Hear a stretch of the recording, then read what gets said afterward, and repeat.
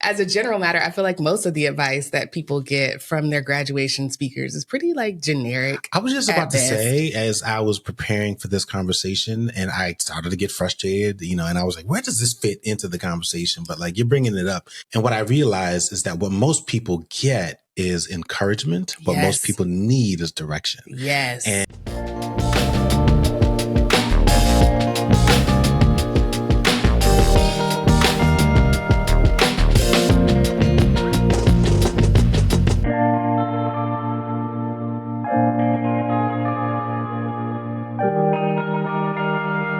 welcome to the Rich and Regular podcast, where we explore life at the intersection of money. I'm Kirsten. And I'm Julian. And today we're giving our best advice to the class of 2024. First of all, congratulations. Yes. It's really for anybody who's like at that milestone, right? Where you just, it's the metaphorical, what do they call it? Flipping the thing over the cap? Turning the tassel. Turning the tassel. I don't think they call it turning the tassel. I like that though. But yeah. Or throw the cap. You do something with the tassel. Yeah. You flip it. You move it, flip the tassel.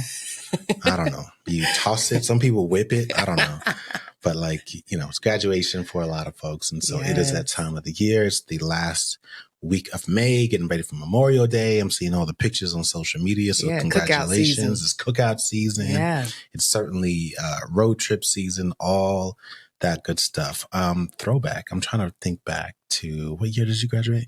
2006. 2006. Wow. You were youngin'. What do you remember I graduated early, so. Oh, okay. So you should have been class of 2001. Seven? Yeah. Okay. What do you remember? What's the best advice someone gave you when you graduated? Oh, I don't not most meaningful, but like the most practical best advice. I'm going to talk about that in a little bit, but what do you remember? I don't remember. I remember celebrating. I remember graduation, kind of. Like we were up there cutting up. It wasn't like a normal graduation where you get your name and you go across the stage. They had that for your major, for your department. But the school had a giant graduation in the stadium and we were blowing beach balls and I don't remember much. Okay. Y'all cut up. I was that kind of student. Okay. So I had a bunch of different graduations. My collegiate experience is very different than most people. But yeah, I don't have very many memories. Part of it is because it's been a long time. Even when I was doing math, I was like class of 2024. Oh, so it's been 20 years for you. But it just depends. So the first time was 99. Right. I finished the 2-year program early. Ooh, the 1900s. I know, the 1900s. 1999, I was an associate degree. 2005, I took a year just working. And then I got my bachelor's in business and graduated in 2005. And then I went back and got my MBA and graduated in 2008. Ooh. So my timing was always off. I was always graduating at different times than my high school cohort. It was all over the place. But to your point, I don't have much memories other than there being particular people at specific junctures of my life pushing me to go back, which is why I ended up with 3 degrees. Meaning you're smart, you're too smart to just do this. Go back and be like a double hitter, like a switch hitter in baseball. I've been using a lot of baseball references because that's the season that I'm in. We've moved from food to baseball. We have. We're going to leave some people behind. But my point is, you start explaining them. My point is, it was really just around saying make yourself more dangerous, make yourself more lethal in the marketplace. And then I kind of stopped at around 2009. I was like, I'm not going back, even though I did think about it for a second, getting my PhD. But yeah, no, I'm good. Do you remember who spoke at your graduation? No, I remember my dean speaking and he had this quote. I do remember this and I'm pretty sure I posted about it on Facebook. It was something to the effect of, you either make dust or you eat dust. Oh. And I was like, okay, I can rock with that. It was, dust. Make dust or eat dust. And he was basically saying, where he from? I'm not sure, but I think he was basically saying at the time, you got to go back to 2008. This was to some effect the dawn of the internet era, or really right after all of that, you know what I mean? And so companies were going from startups to multi-million-dollar companies very, very quickly. And so I think the tone of the time then was about moving fast and breaking things, doing it or else. Yeah. Because you're either making dust or you're eating dust. And he was right. What year was that? That was 2008. I remember that. Okay. Well, in 2006, our speaker was Wendy Kopp. She's the founder and I guess she was the president at the time of Teach for America. Oh, okay. I know I recognize the name. Yeah. Okay. At that time, Teach for America was the biggest single employer of choice for my graduating class. So more people were going to work for Teach for America than any other company. And so I guess that's why they brought her in. I don't know. UNC has a weird like history of speakers. I was looking at like who spoke the year after, and they're all kind of like political, social figures. There's no like athlete or someone popular. It's like, that's interesting. Yeah. But anyway, education was and continues to be one of the industries that was hiring entry-level employees. And so she came and speak. And I don't remember what she said. Yeah, like, again, I was cutting up. But drinking. As a general matter, I was not drinking. As a general matter, I feel like most of the advice that people get from their graduation speakers is pretty like generic. I was just about to say, as I was preparing for this conversation and I started to get frustrated, and I was like, where does this fit into the conversation? But like, you're bringing it up. And what I realized is that what most people get is encouragement. What most people need is direction. Yes. And that is the thing that I found really, really kind of frustrating. I was like, wow, like everyone's, just telling you, man, just you don't worry about it. You're going to go on and do great things. I'm so proud of you. And like, there's tons of encouragement, not nearly enough direction. Like, this is what you do. Exactly. This is what to expect. This is how to play this card. Here's what you absolutely shouldn't be doing. Like strategy. Like we need to be talking about strategy. And instead there's a whole lot of patting on the back. And I'm just proud of you. The world is your oyster. Oh, yeah. And it's like, follow your passion. Okay. Yeah. Well, that's why I wanted to do this conversation. One, because only a few speakers to me fully understand the assignment and nail it. And class of 2024 is built different. Like you can't stand on them stages and tell them to live off their passion, live for their like they're built very different. And we're going to get into that because I don't want to do that with this conversation. I don't want to lecture them, but I also don't want to pretend like they don't know what they know. Good. And so I did some research and there's 4 like key traits about the class of 2024 that I want to focus on. And then we'll build our advice off of that. Okay. All right. So here's what we know about the class of 2024. And this is from a site called Handshake, which is a career site for college students. It's not quite like LinkedIn, not quite like Indoor or not Indoor, Glassdoor. When I was in college. Handshake. No, it's called Handshake. Yeah, LinkedIn. So the first stat is that more than half of this year's graduates expect to carry student loan debt. And of those, almost 70% say their debt is going to influence the jobs that they consider upon graduation. In other words, they love to do what they're passionate about, but they also know them bills ain't gonna pay themselves. Yeah. So this is the last class that you want to give like follow your passion advice because 70% of them are fully aware that their debt is what's going to influence their career choice versus their passion. I say a lot more than just your passions and your career choice. It will affect the trajectory of your life and all sorts of ways. So yeah, good for them. All right. Not falling for the okie doke. Not falling for the okie doke. So the second interesting insight about this class is that side hustles are really important to them. More than 40% of this year's seniors expect to pursue gig or freelance work upon graduation, with almost a third saying they'll do that work on top of a full-time job. 70% of students say having the flexibility to provide. And then 70% of students say having the flexibility to pursue side gigs is really important for them, regardless of whether they plan to do it right then or not. They want to have the option from their employers. And the reasons varied, right? Some of them were for professional development. Some of them were because it's a passion, but overwhelmingly most were about money. About 45% said the reasons they wanted to be able to pursue a side gig or were planning to have a side gig was because of extra income, debt, covering expenses, things like that. That makes me happy because as I reflect back on when I was in their shoes, the conversation was really around entrepreneurship, right? It was around, oh, actually, you've got all these ideas. That's great. Here's how to give that to the company and use that as an edge to hopefully help to increase the speed in which you can progress through this organization. And now I think, just kind of speaking on behalf of this new generation, they're like, yeah, I feel like that didn't work for my big brother. Right. Yeah, I don't really think that worked for my parents. Like, tons of ideas, but they never actually got to the point of bringing it to life, or those ideas were never accepted. I know I certainly had my struggles. And so good for them for drawing a line in the sand, I think, and making sure that they are, to some extent, having a greater level of control over their earning potential. And an understanding of multiple streams of income, like early and upfront, regardless of the reason. Clear lines. Yeah. All right. So the third interesting insight is one that we should know. They're no strangers to stress. So this is the high school class of 2020, assuming they're traditional students.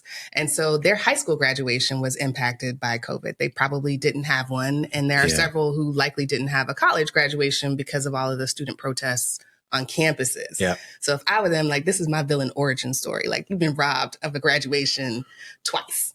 Yeah. And then on top of that, about 80% have experienced symptoms of burnout, whether it's exhaustion or just, stress and anxiety. And almost half of them say that the current economic news actually makes them feel really pessimistic about their job search and future career. Yeah. Which is fair. Yeah. What's interesting about this, you're actually making me think about my friend Winston, who was a guest on our show not too long ago. He's also a professor at Manhattan College, and he was talking about this generation and how they're different from when we were kids and when we were in college. And he was also talking about how their experience with school shootings, sort of going through that experience through high school, has just completely changed the way that they think and their sensitivities to disruption and all of those things. So, the role that plays in terms of burnout, or even like their willingness to accept it. Whereas our generation, I think, was a little bit more willing to just say, this is the price of success. This is the cost of success. And they're like, yeah, nah, man, I don't know that I'm willing to die for this. And so when things get a little bit rough, like, that's just like icing on the cake, because they just, in their minds, accept that could pop off at any point, right? They've been trained to protect themselves. And so it's like they already come in, even on a good day, with like a baseline level of almost like diminished capacity, because it's in the back of their minds because of the experiences that they had while they were going through high school. So so they're pessimistic, and the news is not great. They're facing a tougher job market. I think I saw that there are 6% less jobs than there were last year. And then they look at the current market, the employed people, and they're noticing how many people are underemployed. I think the stat was more than half of Americans with degrees are working in jobs that don't actually require them. And so it's a lot when you're a student and you feel like, you just went through this 4-year run, but you're not promised anything on the other side of it. Yeah. Now, what's interesting is that they are also hesitant to negotiate salary. And I don't know if this is a byproduct of their willingness to have side gigs and freelance, or if this is just a fear of not being able to get a full-time job. But only 24% of them said they definitely plan to negotiate their salary. The rest of them were afraid of making a bad impression and had no plans to negotiate. They were just going to take whatever they could get. That's interesting. But I'm not surprised by that, because, we meet people who are older. We meet millennials who are afraid to negotiate salary. We probably need to do an episode on that. Yeah. And so I can see why, it's an odd game to play. You know what I mean? Some people claim to master it. I don't even think that's really possible unless you're dealing with like a pushover of a manager or a boss. But that's not particularly surprising to me. I'd love to see what that looks like across generations, actually, because I would imagine that there's a slight increase in terms of comfort levels with negotiating. But listen, I'll also say this. I mean, we wrote the book on how to get in and get out with your dignity and your pockets intact, cashing out. And so my hope is that, just based on the way that you have described this generation, obviously it's a pretty, obviously there's some pretty broad strokes there in terms of describing who they are, but it feels to me like we wrote the book for a different generation, but it might be this group that is a little bit more in line or in tune with these ideas and saying, you know what, actually this feels like the right way to do it, as opposed to our generation, who I think is still kind of holding on to the hope that meritocracy exists and that they got next. Everybody thinks they got next, even though they may have foregone 5-7 years of like flat or even like declining income in the hopes that they got next. But this is really interesting. That's exactly what I realized when I was doing this research, where it's like most people have to wait until they're 40 or mid-career to come with this way of thinking. Yeah, they wait until they miss the big shot like over and over again to pivot. Yeah. I was like, well, or I don't until really the know. promise doesn't materialize. And this generation is coming into it knowing that there is no promise and that they are responsible for the life that they want to build, which in a lot of ways is great. So I think that's a good segue to the kind of advice that we would give them. Yeah, it's the way that we used to describe the book in the early days, where we would talk to people and say, imagine you're going on vacation to the Caribbean. At a minimum, the week before you go, like, you check to see what the weather is going to be like. And then you might change what you pack accordingly. You don't just decide and say, you know what? Oh, it's always beautiful in the Caribbean. And so I'm not worried about it. And I think our generation to some extent walked into their careers like very hopeful that things were just going to be bright and sunny every single day. And that, yeah, sure, there might be some rain, but it's not going to disrupt my time.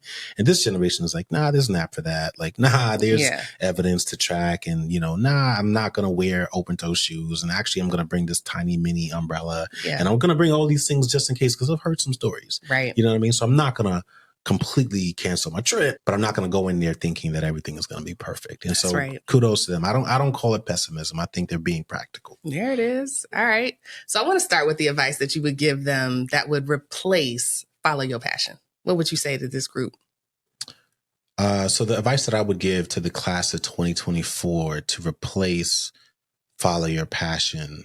What's that? 3 words? Follow your passion. It don't have to be 3 words. No, I'm just saying I'll go even shorter, which is get paid, right? Like that, get paid. And the reason why I say that is because I have found that there is just a level of faith and almost like delusional hope that millennials and I think other generations have brought into their careers. And they have just generally been okay with going years without a pay increase. I'll never forget there was some young kids. I'll never forget there was a group of young guys that I used to mentor back when I was in my corporate days. And I was talking to them and trying to put them on game because I realized the moment that we were in, like we all really had an opportunity to grow our careers and really not look back. And these guys like didn't even know the difference between a merit increase. They thought their merit increase was a raise. Like they felt like they were doing good. It was like, I get a raise every single year. I don't know what you're talking about. I was like, you didn't get a raise. Right. You got a merit increase. Yeah. Like there's a difference. And they didn't even know that. And so in their minds, they had conditioned themselves to believe that they were doing well because every single year they were making more money than they did the year before. Right. I was like, yeah, but you're also not paying attention to how much more expensive it is, the cost of living and all of these other things that play a role in not just your current well-being, but your future well-being, right? Like if you got a 2% increase and you weren't able to increase your investing to a comparable degree, well, then you didn't really get an increase or do anything meaningful with that increase. You know what I mean?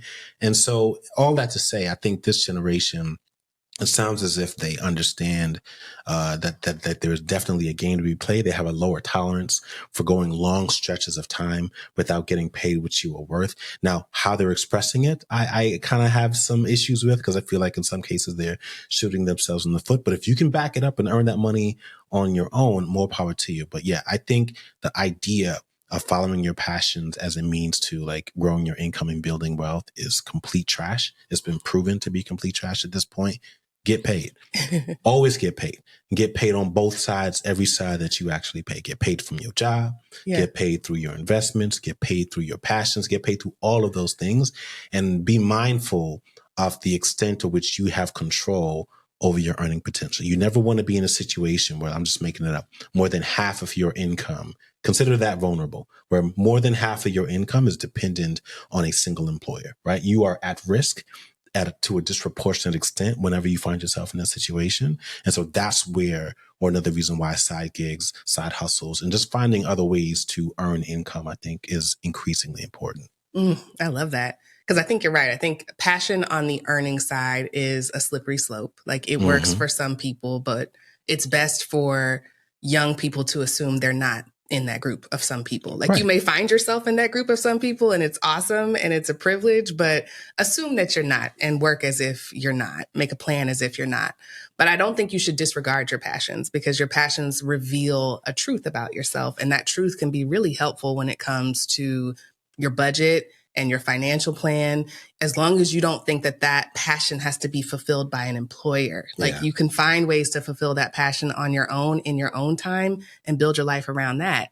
Because your passion is the thing that helps you figure out what your core needs are. It's the thing that lights you up. And so you can take that and use it as a truth serum for your budget. Look at things you're spending money on and anything that's not aligned to those core needs. Like that's where you start to cut. That's where you start to find the money to invest and to create these side gigs and to build that pile of cash that you can fall on when things get tough. I think my advice for them instead of follow your passion would be to aim for being rich and regular. Like you plugged, you plugged the book earlier. I'm gonna go ahead and plug the parent brand.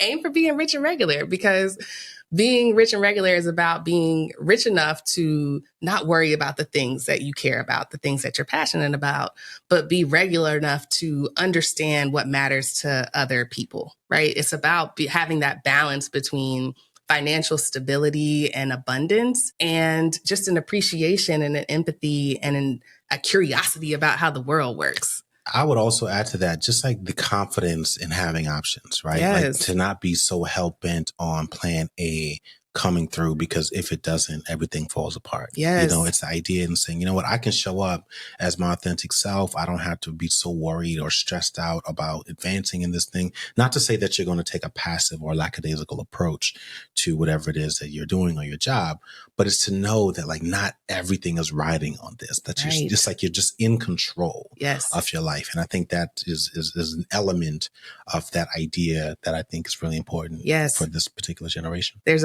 a huge level of agency built into being rich and regular, but it's also like the antidote to consumerism. It's, yes, you know what I'm saying? Like it's finding that sweet spot between finding meaning and joy through financial stability, but also through human connection, also through all of these regular interactions that you still have in your life because you're not removed from it. And then, of course, you still have room to build and create and follow your passions. It's just not so tied to your identity. You have fulfillment through other ways. Yes. And so, yeah, that would be my advice. Okay. All right. What about their side hustle, multiple streams of income, entrepreneurial? What advice would you have for the budding entrepreneurs? I don't know that I may have two bits of advice. So I don't know that my advice is going to be that different from the advice that I would have received or even given to anyone, let's say back when I was a graduate, so over 20 years ago. But, there's this idea of like failing fast. Like if you're going to try something, if you're going to put yourself out there, if it doesn't work out or when it doesn't work out, because the reality is most of these ideas, I used to say this to Kirsten all the time and she would get upset. Like most ideas are bad ideas. I still get upset. And that's okay. Every idea is not a great idea. It's true though. But most of them are bad just by design. You don't know that until you churn through it. Your job is to bounce through it and to continue to create like an idea generation machine, but to not be so completely obsessed and then as a result destroyed when that big idea that you had didn't fall through. And sometimes that big idea could be a relationship. Sometimes it could be a job or a company or a team, whatever it is, but you have to just continue to keep on moving. So that's one thing, like fail fast, which I think is true for not just entrepreneurs, but also people who are taking the traditional route in terms of employment, side hustles or self-employment, whatever it is. But I think most importantly, with respect to people who are finding themselves with a really strong focus on side hustles and earning side gig income, is to focus on development. And it's similar to the idea of failing faster, but I think I'll start with the caution. What I found, this is a bit of a common thread between most of the people that I know who are traditionally employed and have been for long periods of time, is that they think they're moving fast, but they're not really moving fast, right? Like they're in the right-hand lane on the highway. Like they're going the exact speed limit, like 55, 65, wherever it is that you are. But there are people, and it is completely possible to like hit 2-3 more gears and you can like really lap people in the same period of time. And that's what I think people who are entrepreneurs and side gigs, hustlers and all that stuff, like that's what they get. Like in order to bring that side gig or that idea to life, they had to learn 3 things really, really quickly just to launch it. Yes. And then to sustain it, they had to learn something else because they realized that the launch didn't go well. And then to grow that thing, they had to learn something else and so on and so on. And meanwhile, the traditionally employed person is essentially locked or limited to the budget of their team, maybe the kind of relationship they have with their boss.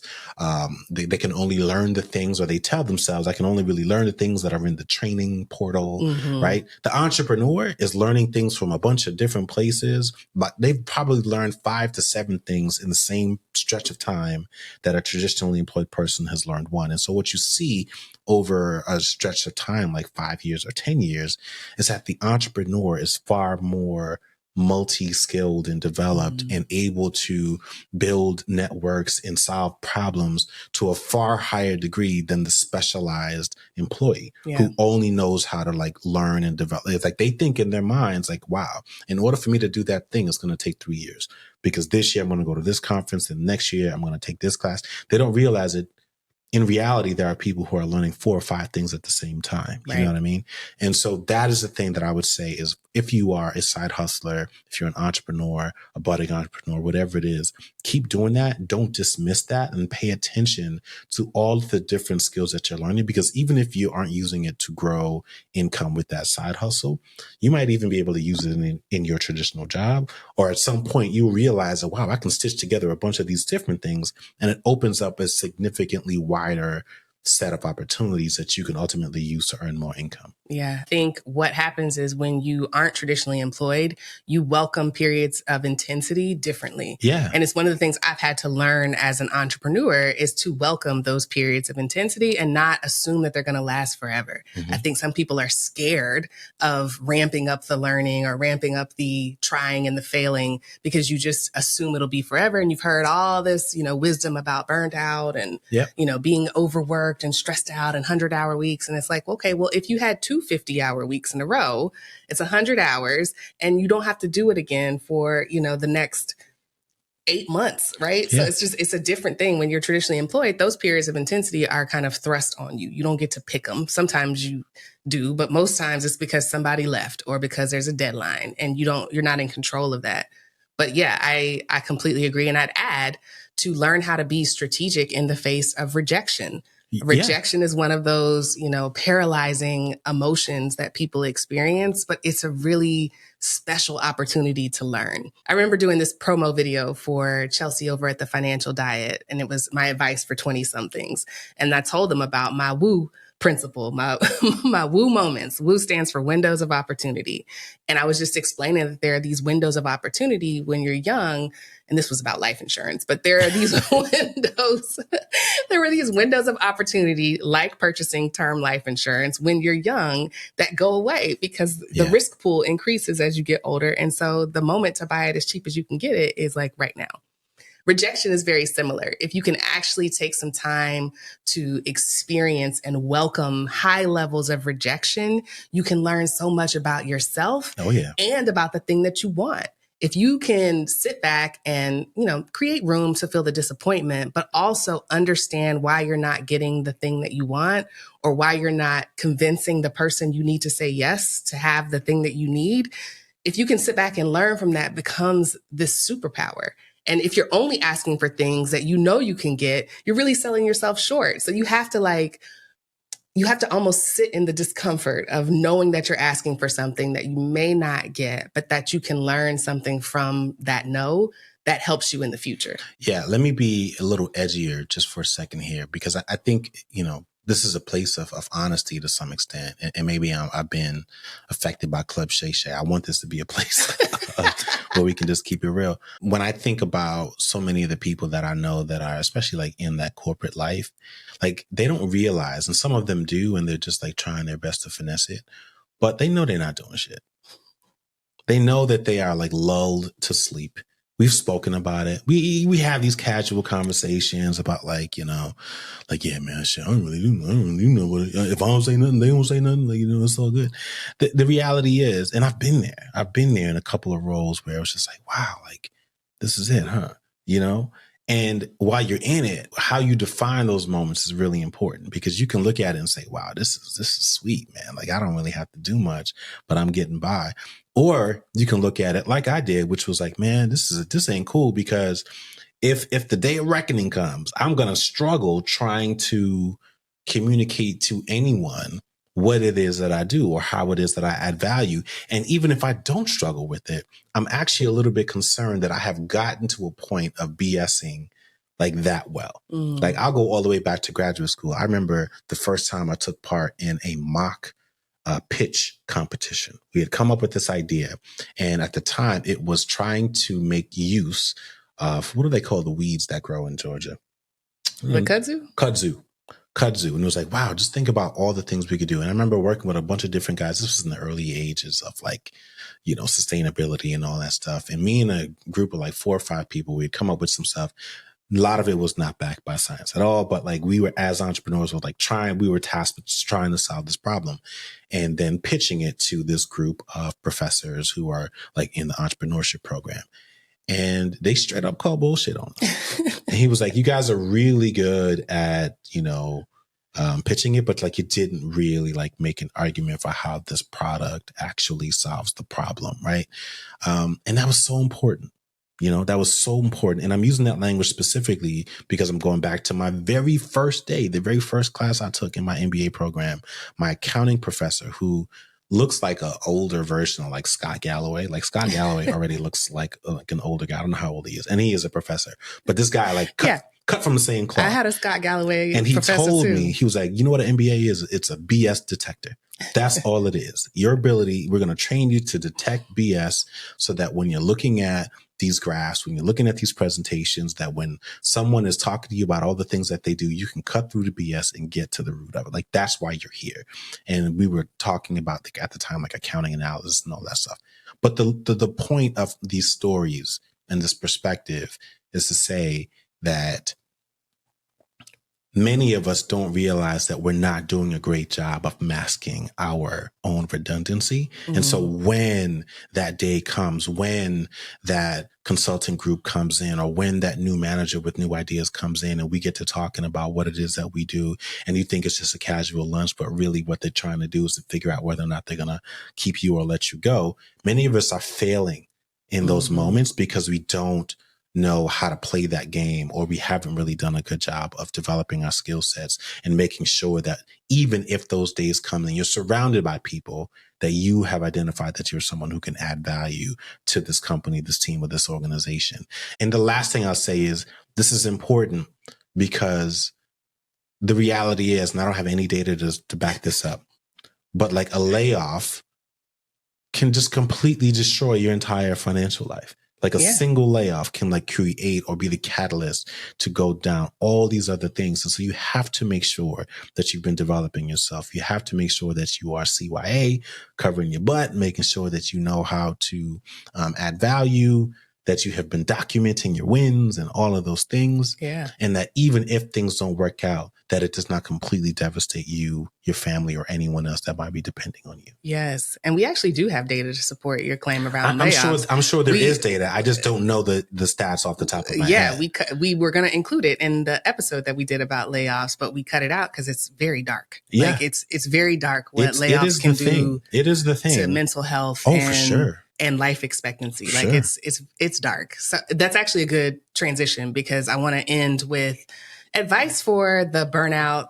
I call it pessimism. You call it practicalism, but just like the advice around being overwhelmed by the truth, the stats that they're hearing in the news, which are oftentimes exaggerated and, scary, but just advice on how to deal with the burnout and the overwhelm around the economic circumstances that they're in and what's after this. Like, what do we tell this group of young people around how to handle mental health?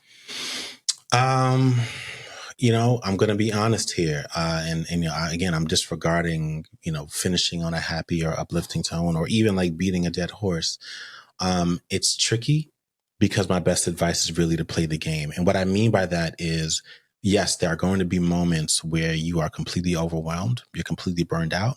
You don't know if you're going to make it. You don't know. And not so much your life, but like, maybe you're employed, you're struggling. You don't really know what's happening. If you're doing well in your career, like there's going to be a turning point where like, you're just not really sure. You're like treading water and not really doing a great job at it. Those moments happen.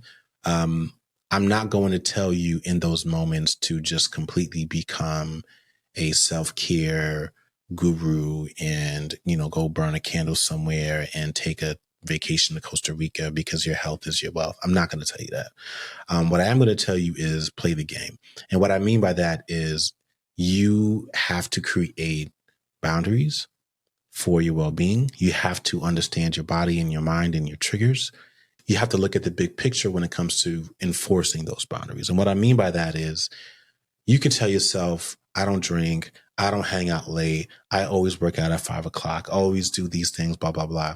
But if you're trying to excel in your career and the team is having a function and it requires you to travel or it requires you to stay up later or it requires you to be somewhere else early, play the game. That's what you have to do. And that means that that particular week, while you're traveling or while the team is having meetings, you're going to be off your routine. But if you decide that you are just absolute in that effort, guess what? You're not going to be like, no, you should not be your boss's biggest problem. Like tip number 4, but do not be your boss's problem. When your boss or your manager or your supervisor is having a conversation with their boss about why they can't get the team together, you don't want to be on the agenda. Yeah. Like that's actually your real job, is to make your boss look good. Make your boss look good. Do not be the biggest pain in the butt for your boss. You know what I mean? There is a reason why you mentioned that it was exaggerated. I actually think it's the opposite. Just the way that I think about the United States and news media. Typically, if you're just hearing about it now, there's already been a concerted effort. There's been enough data to say, hey, this is problematic. We've spoken about in the past literal Surgeon General warnings being issued with respect to how toxic workplaces impact mental health. I don't know that it gets much more serious than that. And so I'm not going to jump on the train of minimizing how serious these issues are for those reasons in particular. But I also know that if you get so extreme to the point that you're not going to do it, like respectfully, I don't know what that guy's name, but there's like that one particular Gen Z Bay guy or Work Bay. Who's it, Work Bay? Oh, you talking about the corporate dude? Corporate Bay or whatever it is. He's whatever his name is, but like he's like always talking about all the things that he's not going to do and all that stuff. It's like, well, you're not going to be employed. Like you better just strike out, and this entrepreneurship stuff better work out for you.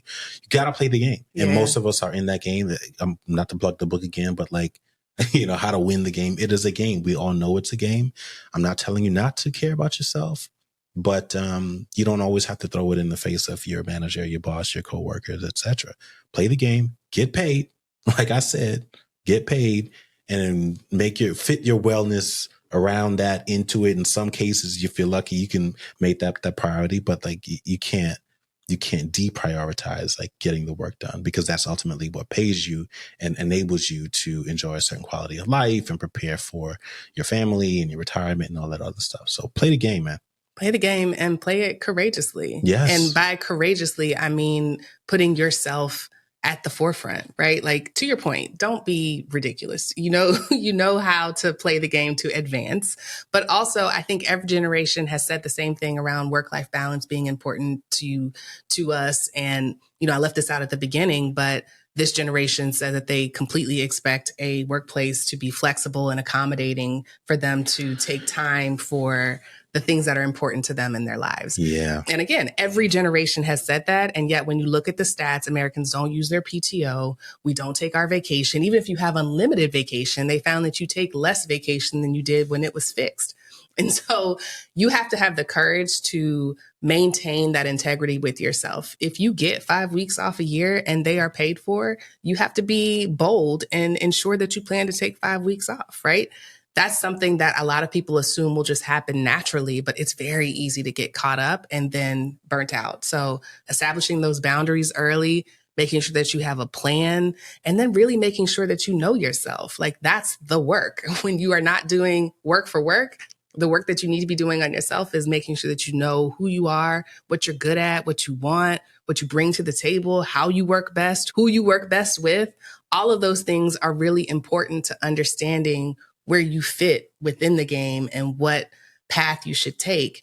And I know it's very comforting to sit there and watch a 20-second TikTok or YouTube short as someone breaks down what you are and all of those things based on your gender or your astrological sign or your ADHD or your autism, like whatever it is, it's comforting, but that's just the starting point. Like you shouldn't just download that and assume that that's who you are. You can't get around doing the inner work. You really have to get introspective and figure out like, why do I do this?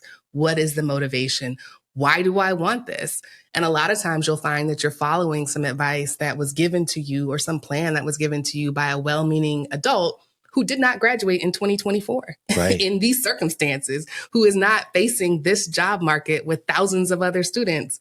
And you have to be willing to let that go. Like, that's another level of courage. Yeah, I'll also say this, you know, as I think back to the early parts of my career, it felt like it was an all-out war against millennials. Like there was like a straight up campaign against all the things that we were killing in the workplace and all of the things that we did and how ridiculous we were. And we had all these weird ideologies, but we were just completely disconnected from the realities of work or the world. And we didn't like working and all that stuff.